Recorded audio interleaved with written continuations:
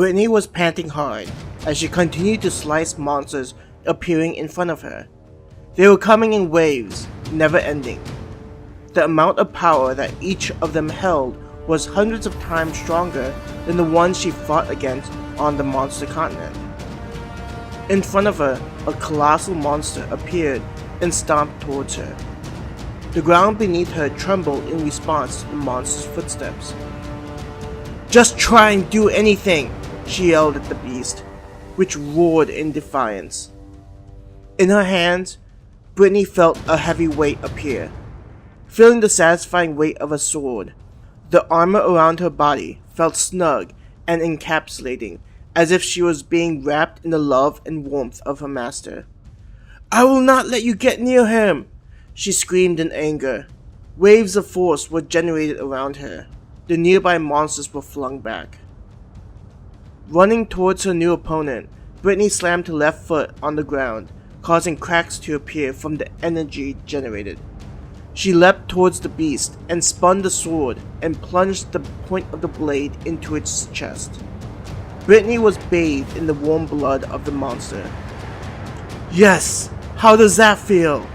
She laughed as she ripped the sword out of the monster's chest, the sucking noise causing her great pleasure. Once the sword was out of the monster's chest, Brittany immediately plunged it back into the gaping wound. "I am going to rip out everything that is inside of you." Brittany's laughter would have caused a normal man to feel chilled, especially if they watched her repeatedly stab into the monster. It roared in pain and appeared to try and get her off of its chest, but was failing due to her agility. Tossing aside the sword, she willed her gloves to transform. Instead of looking like traditional gauntlets, they now appeared like dragon's claws. With no regard to her safety, Brittany dug into the monster's chest. Flesh was flying all over the place as she slashed the wound open. Her action made it look as if she was burrowing into the monster. "You think you have the ability to get near my master? I will show you how wrong you are and make you pay for your audacity," she howled in anger. In a matter of moments, she saw the rest of the landscape after clawing her way through the beast. "Do not think that any of you will be able to escape from me," she screamed at the endless number of creatures in front of her.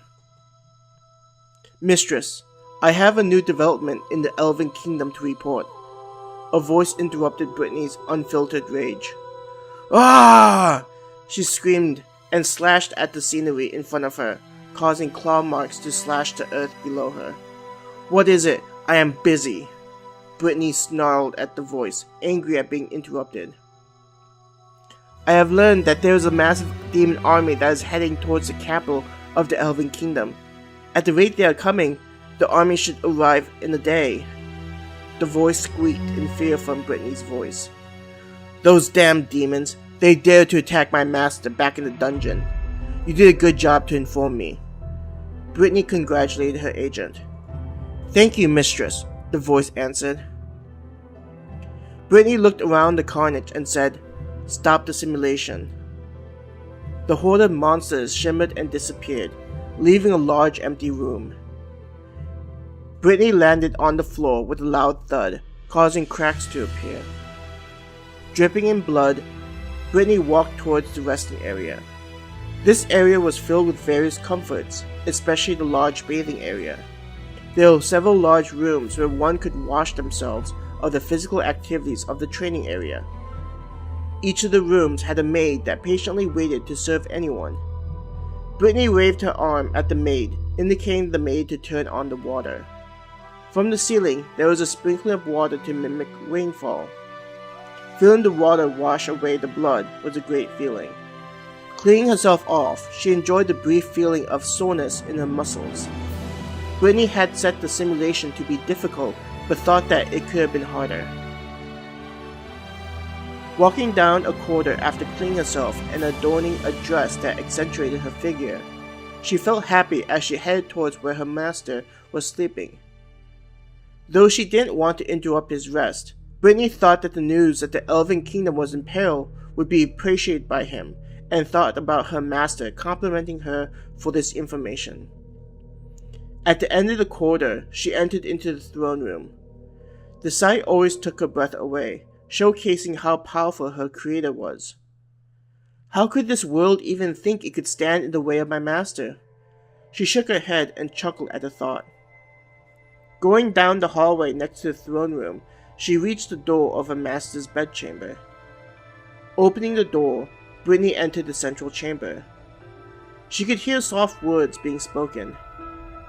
My beautiful and caring master, this world does not deserve your attention. Your sleeping face is something I could watch for eternity as I hold you in my arms. Seeing your sorrow-filled face hurts me greatly, so please allow me to do anything to erase such thoughts from your mind. I only hope to bring you a world that is filled with happiness and joy. Brittany walked over to where the bedroom was located and saw Annapolis cuddling with her master. With one of her hands stroking his head, she said soothing words into his ear.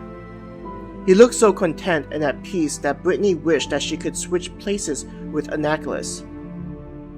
If you are thinking about disturbing our master's slumber, then I suggest you turn around and leave this place. He has had enough activities for today and needs to rest. I will not let you interrupt our time together. Annapolis threw her thoughts at Brittany.